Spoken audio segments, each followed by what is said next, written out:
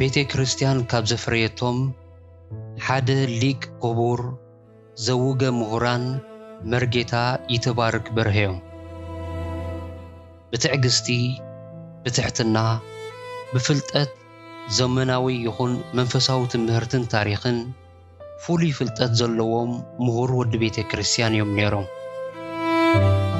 ብዙሓት ካህናትን ዲያቆናትን ዘፍረዩ ንቤተ ክርስቲያን ከም ሽምዓ ዝመኸኹላ ከም ጥዋፍ ዝሓረሩላ ቤተ ክርስቲያን እዮም።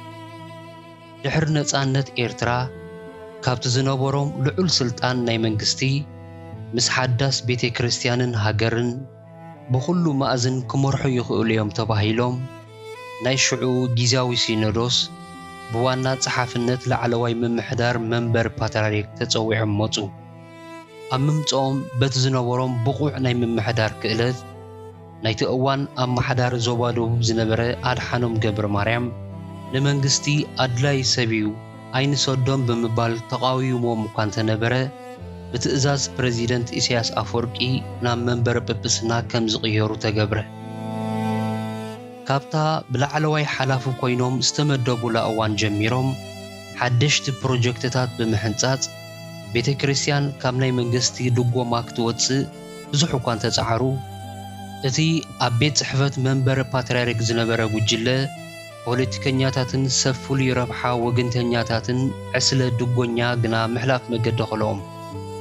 እዚ ከም ዓለቕቲ ነታ ቤተ ክርስቲያን ደማ እናሰተየ ኣብ ጎረራ ዝዓበየ ዓለቕቲ በቲ ዝነበሮ ጸቢብ ወገናውን ፖለቲካውን ምትእስሳር የካቲት 14 1997 ድሕሪ ቀትሪ ሰዓት 2 ናብ ቤት ጽሕፈቶም መጺኦም 2 ፖሊስ ወሲዶም ጨወይዎም። ብዘይ ዝኾነ ይኹን ክስን ፍርድን ድማ 1 ዓመትን 7 ወርሕን ኣብ ቤት ማእሰርቲ ወንጀል ምርመራ ኣሳቒዮም ድሂሎም ካብ ቤት ማእሰርቲ ለቐቕዎም። ኣብ ከባቢ ቤት ጽሕፈት መንበረ ፓትርያርክ ከይረኣዩ ኣጠንቂቖም ካብ ኣገልግሎት ኣርሓቕዎም።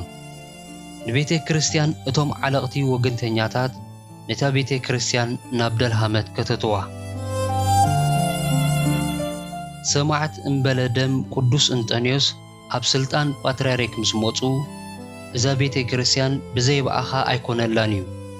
ይፍታሄ ኣደራዕ ዝተደርበየና ጾር ቤተ ክርስቲያን እዩ።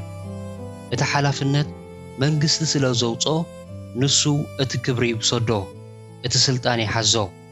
እቲ ስራሕ ግን ምክትሉ ኮይንካ ንስኻ በቲ ዝተለምካዮ ክኸይድ ኢሎም ለሚኖም ንይፍታሄን ሃይማኖታዊ ጉዳያት ለሚኖም ኣእሚኖም ናይ ይፍታሄ ዲሜጥሮስ ምክትል ኮይኑ እቲ ስራሕ ንሶም ክሰርሕዎ እቲ ስምን ክብርን ግና ንይፍታሄ ክኸውን ተገዲዶም ምእንቲ ቤተ ክርስቲያን ክብሉ እታ ዓመትን 7 ወርሕን ኣብ ቤት ማእሰርቲ ዘሳፀየቶም ቤት ጽሕፈት መስዋዕቲ ክኸፍሉላ ዳግማይ ተመልስዋ። እንተኾነ እቶም ንክፍኣት እምበር ንሰናይ ነገር ዘይተዓደሉ ጨካናት እቲ ዝነበሮም ተንኮል እንደገና ንፊተውራሪ ቀሺ ሳሙኤል ጸጋይ ቀሺ ሃብቶም ርእሶም ኣሰሊፎም ምስቲ ምስ ህግደፍ ዝነበሮም ጥቡቕ ርክብ ተሰማሚዖም ካብ መንገዲ ጨውዮም ዳግማይ ናብታ ዝተሳቀዩላ መራር ጉድጓድ ደርበይዎም። ብጨካን ኣተሓሕዞም ኣሲሮም ን11 ዓመት ኣፍራይ ዕድሚኦም ኣምኪኖም ጓሓፍዎም። ድሕሪ ዝኹሉ ዝወረዶም ግፍዒ ካብ ገጾም ክኽወሉ ዝፈትውዎ ህዝቢ፣ ዝፈትውዋ ቤተ ክርስቲያን፣ ዝፈትውዎም ስድሮኦም ሓዲጎም ተሰዱ።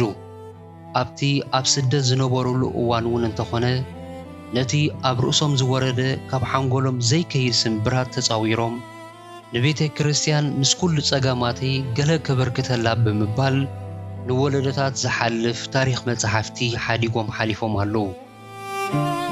እቲ ገፋዒ ይፍታሄን እቶም ተገፋዒ ዘውገ ምሁራን ይትባረክ በርሀ ናብቲ ዝየዳለው ሓቀኛ ዳኛ ከይዶም ኣለዉ።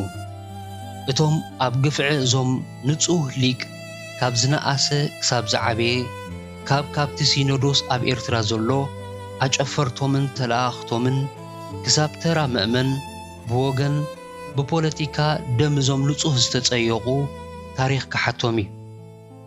ዕረፍቲ መንግስተ ሰማያት ንስድራ ቤትን ፈተውትን። ጸሓፊ ቀሲስ ገብረ ሚካኤል ዮሐንስ